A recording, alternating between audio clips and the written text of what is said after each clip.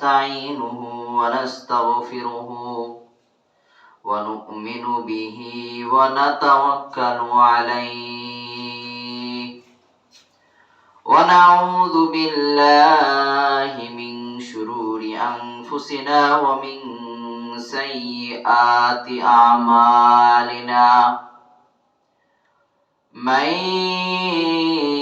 يهد الله فلا مضل له ومن يضلله فلا هادي له ونشهد أن لا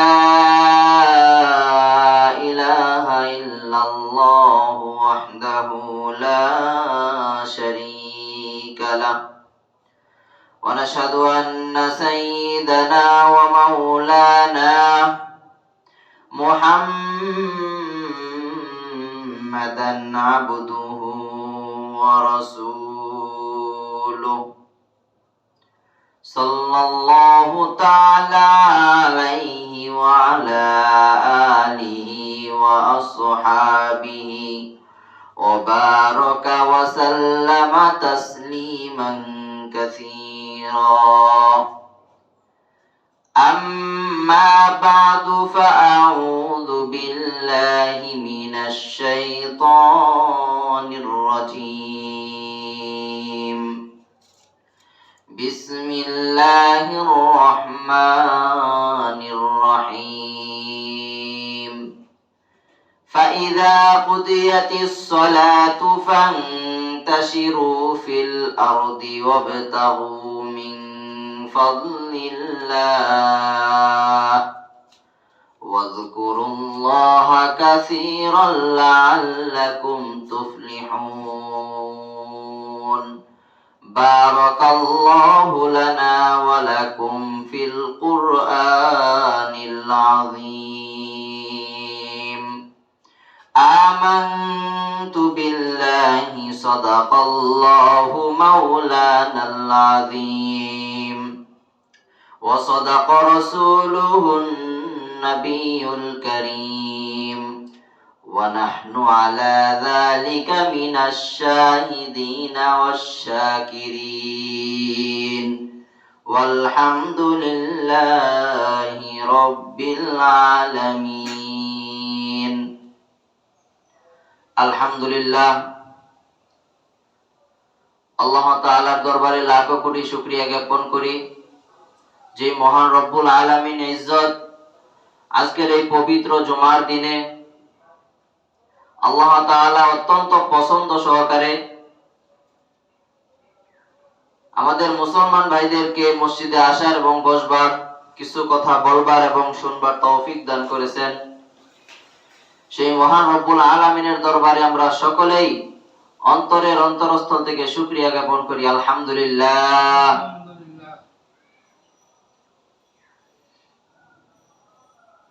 মুহতারাম হাজিরিন আমরা যেই ধর্মের মধ্যে গ্রহণ করেছি আমরা যে ধর্মটা গ্রহণ করেছি সেই ধর্মের নাম ইসলাম আমরা মুসলমান আমরা আল্লাহ তাআলার সৃষ্টির সেরা মাখলুক আশরাফুল মাখলুকাত আল্লাহ তাআলা আমাদের উপর কিছু বিধান ফরজ করে দিয়েছেন তার মধ্যে একটা হলো আমাদের উপর আল্লাহ তাআলা দৈনন্দিন 5 ওয়াক্ত নামাজ ফরজ করে দিয়েছেন এটা মুসলমানদের পড়তেই হবে আল্লাহ পাক বলেছেন যে ইন্নাস সালাতা তানহা আনিল ফাহশাই ওয়াল মুনকার নিশ্চয়ই নামাজ অহেতুক অশ্লীল কাজ থেকে নামাজ মানুষকে বিরত রাখে তোমরা যেভাবে পারো নামাজ আদায় করো যদি সুস্থ থাকো তাহলে 5 ওয়াক্ত নামাজ মসজিদে গিয়ে জামাতের সাথে আদায় করবে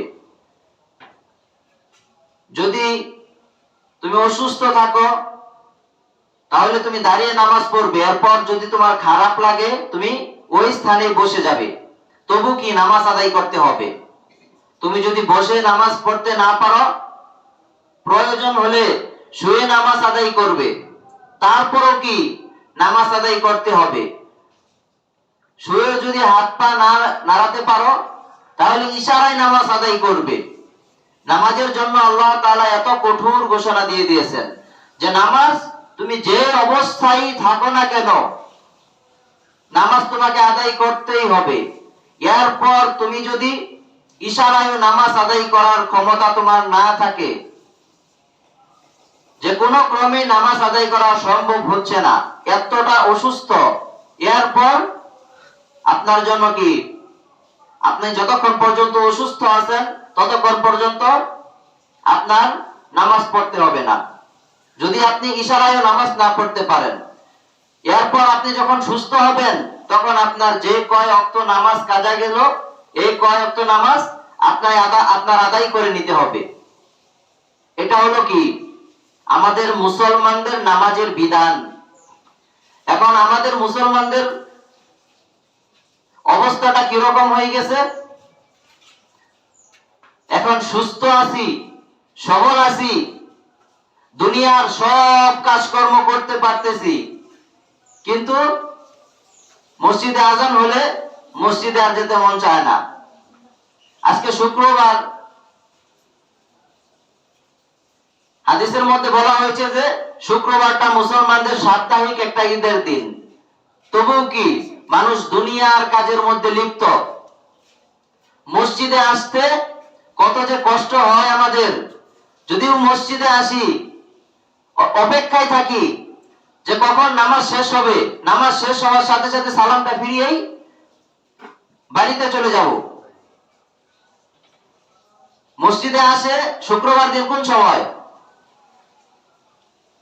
যখন ইমাম সাহেব খুতবা শেষ করার ওই মুহূর্তের মধ্যে আসে শুধু নামাজের হাজিরাটা দেয়, হাজিরাটা দিয়ে এরপর যখন নামাজ শুরু হয়ে যায়, নামাজ শুরু হয়ে যাওয়ার পর ইমাম সাহেব সালাম ফিরায় না কেন, ওই সময় কি কাশি দিয়ে ইমাম সাহেবকে বোঝানো হয় যে তাড়াতাড়ি নামাজটা শেষ করেন, বাড়িতে কাজ আছে, কি ঠিক না?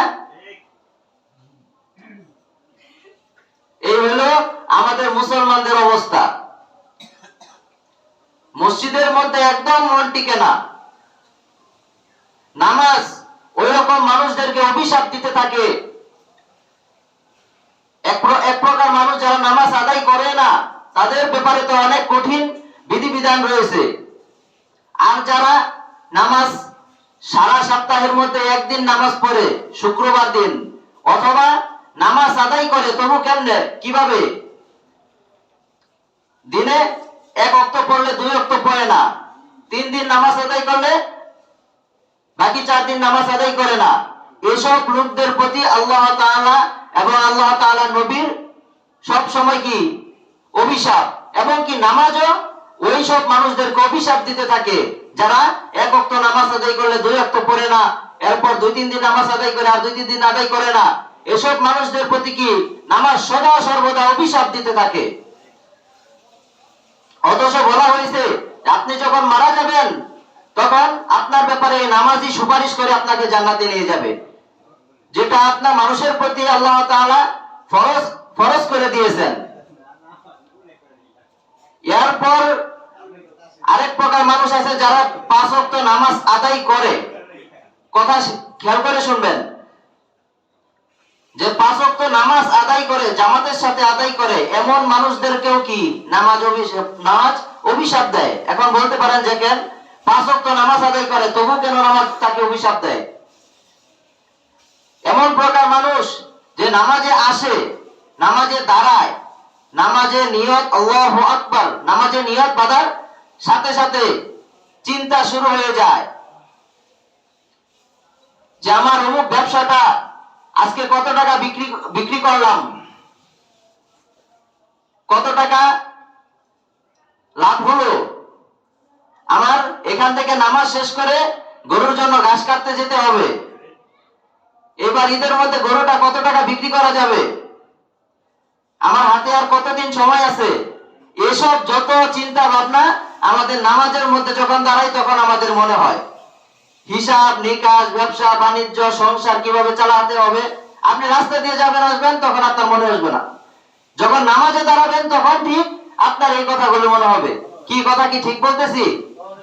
নামাজের মধ্যে আপনার দুনিয়াবি যত কথাবার্তা চিন্তা ভাবনা এসব নামাজের মধ্যে এসে মাথার মধ্যে ঘুরপাক খাবে। এই প্রকার মানুষদের প্রতি কি নামাজ সদা সর্বদা অভিশাপ দিতে থাকে। কাজেই আমাদের মুসলমানদের অন্তত দুনিয়াতে যাই কিছু করি, আল্লাহ পাক কোরআনে পাকে বলেছেন, ফাইদা কুদিয়াতিস সালাতু ফান্তাশিরু ফিল আরদি ওয়াবতাগু মিন ফাদলিল্লাহ। আগে কি করো? সালাত আদায় করো। নামাজ আদায় করার পর এরপর দুনিয়াবি কাজের মধ্যে লিপ্ত হয়ে যাও। আগে কি করতে বলা হয়েছে? নামাজ আদায় করতে বলা হয়েছে। আগে দ্বীনি কাজ, এরপর দুনিয়ার কাজ। আগে আখিরাতের কথা চিন্তা করতে বলা হয়েছে। পরকালের আপনি যদি দুনিয়াবি চিন্তা ভাবনা সব সময় লিপ্ত হয়ে থাকেন, তাহলে আপনার মনের মধ্যে সদা সর্বদা কি দুনিয়ায় ঘুরপাক খেতে থাকবে। আপনার আখিরাত আর আপনার দ্বারা আখিরাত কি সম্ভব হবে না। আমরা এক বুজুর্গের নাম শুনেছি, হযরত ইব্রাহিম ইবনে আদহাম। তিনি বলখের বাদশা ছিলেন। আফগানিস্তানের একটা জায়গার নাম বলখ। তিনি একজন বাদশা ছিলেন, তার শাহী একটা পরিবার ছিল। তবু এই বাদশাহীর মধ্যে থেকেও তিনি নেক আমল করতেন, ইবাদত বন্দেগী করতেন।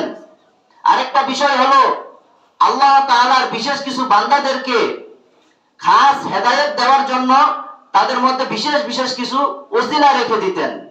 হযরত ইব্রাহিম ইবনে আদহামের ক্ষেত্রে ঠিক ওই রকমটাই হয়েছে। তিনি একদিন ঘুমাচ্ছিলেন তার প্রাসাদের মধ্যে।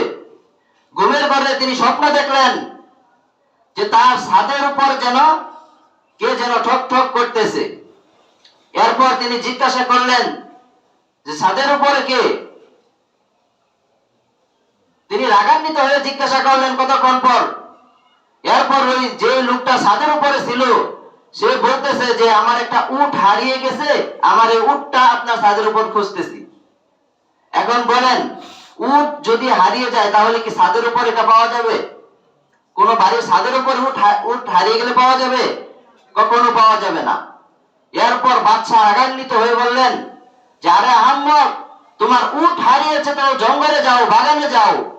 তুমি ছাদের উপর উট, যদি কিয়ামত পর্যন্ত উট খোঁজো তাহলে কি উট পাবে? এরপর ওই লোকটা বলল যে বাদশা নামদার, আমি তো ছাদের উপর আমার উট পাবো না। আপনি তো আমার চেয়ে বড় আহাম্মক। আপনি তো এই রাজা মহলের মধ্যে থেকে, রাজমহলের মধ্যে থেকে, এই শাহী দরবারের মধ্যে থেকে আপনি বাদশাহের খোঁজ করতেছেন, আল্লাহর খোঁজ করতেছেন। আপনি এমন আরাম আয়েশের মধ্যে থেকে, দুনিয়ার মধ্যে থেকে আপনি আল্লাহকে পাবেন না। বলে সুবহানাল্লাহ। এই কথা শোনার পর বাদশার ঘুম ভেঙে গেল। ঘুম ভেঙে যাওয়ার পর তার অন্তর চক্ষু খুলে গেল। এরপর তিনি আর কোনো চিন্তা ভাবনা করলেন না। ওনার গায়ে যে কম্বলটা ছিল ওই কম্বলটা নিয়ে বের হয়ে গেলেন। এরপর যারা প্রহরী ছিল তারা ঘুমাচ্ছিল কি ছেঁড়া কম্বল নিয়ে। তার ওই ভালো কম্বলটা ওই প্রহরীদের গায়ের উপর দিয়ে তার ওই ছেঁড়া কম্বল নিয়ে তিনি রাজপ্রাসাদ ছেড়ে আল্লাহ তাআলার রাস্তায় চলে গেলেন। বলেন সুবহানাল্লাহ। এখন আমাদের মনের মধ্যে অনেকেরই চিন্তা আসতে পারে যে আমরাও কি তাহলে দুনিয়া সবকিছু ছেড়ে দিয়ে আমরা কি এভাবে বের হয়ে যাব দুনিয়ার জন্য? যে না, এটা এই প্রশ্নের উত্তর হলো আল্লাহ তাআলার বিশেষ বিশেষ কিছু বান্দাদেরকে বিশেষ বিশেষ কিছু হালত থাকে, ওই হালতগুলো সকলে গ্রহণ করতে পারে না। সাহাবীরা যখন দান করত তখন আল্লাহ রাসূল সবার কাছ থেকে সব রকম দান নিতেন না। আবু বকর রাদিয়াল্লাহু তাআলা আনহুর কাছ থেকে যেমন সব দান নিয়েছিলেন, এরপর তার প্রশংসা করেছিলেন, ঠিক তেমনি ভাবে সাদ ইবনে আবু ওয়াক্কাস রাদিয়াল্লাহু তাআলা আনহু যখন বলছেন যে আমার সব মালামাল আল্লাহর রাস্তায় দান করে দিব, এরপর নবীজি বলছেন যে না, তোমার 10 ভাগের 1 ভাগ মাল আল্লাহর রাস্তায় দান করো। এরপর তিনি রাজি হলেন না, বলল যে না, আমি আরো দিতে চাই। এরপর বললেন যে ঠিক আছে, তুমি 5 ভাগের 1 ভাগ দাও। তবুও রাজি হলেন না। 4 ভাগের 1 ভাগ দাও, তবুও রাজি হন নাই। এরপর অবশেষে বললেন ঠিক আছে, তুমি 3 ভাগের 1 ভাগ দাও, বাকি 2 ভাগ তোমার কাছে রেখে দাও। এখানে দেখা গেল এক সাহাবীর থেকে সব মালামাল দান সদকা আল্লাহ তাআলার জন্য কবুল করলো, আরেক সাহাবীর থেকে গ্রহণ করলেন না। এই কথা শুনে বোঝা যায় যে সকলের হালত একরকম নয়।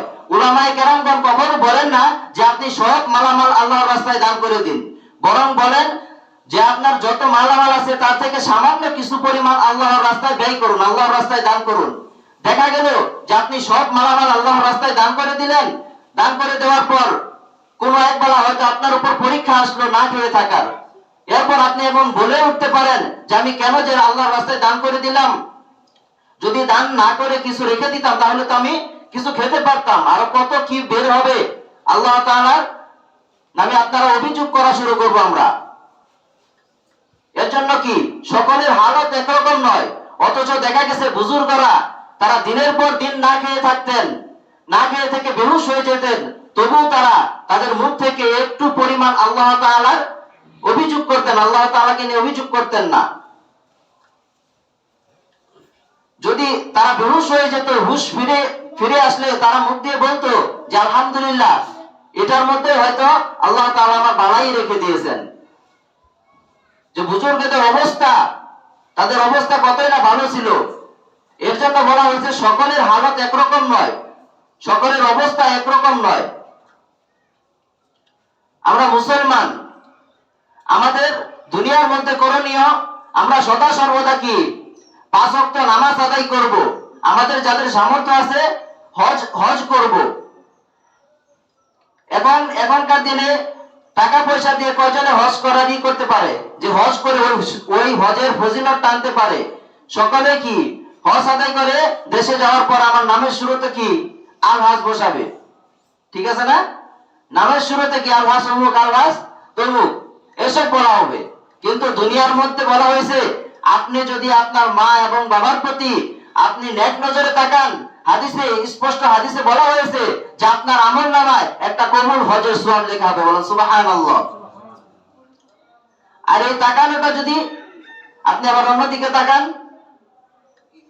যেটা অবৈধ সম্পর্ক, আপনি যদি সেদিকে তাকান তাহলে কি সওয়াব হবে? কখনো সওয়াব হবে না। আমাদের সামনে একটা দিবস আসতেছে, কি দিবস? কি দিবস? ভালোবাসা। হ্যাঁ, কি দিবস বলা হয়? 14 ফেব্রুয়ারি বিশ্ব ব্যয়াপনা দিবস বলা হয়। এই দিবসটা আমাদের কম বেশি সকলের ঘরে ঘরে এখন কি চলে আসতেছে না? 14 ফেব্রুয়ারি ভ্যালেন্টাইন্স ডে, তাই না? এটা এখন আসলো কোথা থেকে? এটা আমাদের কি জানা দরকার? 270 বা 69 সালে না, খ্রিস্টাব্দে একটা রাজা ছিল। ওই রাজা কি যুদ্ধের রাজা ছিল। তার সে কি একটা যুদ্ধের সেনাই করতেছিল, কারণ রাজা তো সবসময় চায় কি সে জয়ী হোক। এরপর তিনি খোঁজ নিয়ে দেখতে পেলেন যে যারা বিবাহিত আর যারা অবিবাহিত, বিবাহিতদের থেকে অবিবাহিতদের পুরুষদের গায়ে শক্তি বেশি, জোর বেশি। এরপর তিনি আইন জারি করলেন যে আর বিবাহ করা যাবে না, কারণ বিবাহ করলে মানুষের শরীরের জোর কমে যায়, শক্তি কমে যায়। এজন্য সে আইন জারি করলেন যে আর বিবাহ করা যাবে না। এরপর এটার বিরোধিতা করলেন একজন সন্ন্যাসী, তিনি খ্রিস্টানদের পণ্ডিত ছিলেন, তার নাম ছিল কি সেন্ট ভ্যালেন্টাইন। ওনার বিরোধিতা করার পর ঘটনা ঘাটে করে বলতেছি, তাকে কি জেলের মধ্যে বন্দী করলো। বন্দী করার পর তবুও তিনি বিরোধিতা করতেছিলেন। ওই জেলার যে ছিল, তাকে যিনি বন্দী করতেন তার একটা মেয়ে ছিল। তার মেয়ের ব্যাপারে বলছিল যে আমার মেয়ের চক্ষুটা একটু ভালো করে দিন যেভাবে পারেন। এরপর তিনি দোয়া কামনার মাধ্যমে বা যে কোনো কৌশলে তার চক্ষুটা ভালো করে দিল।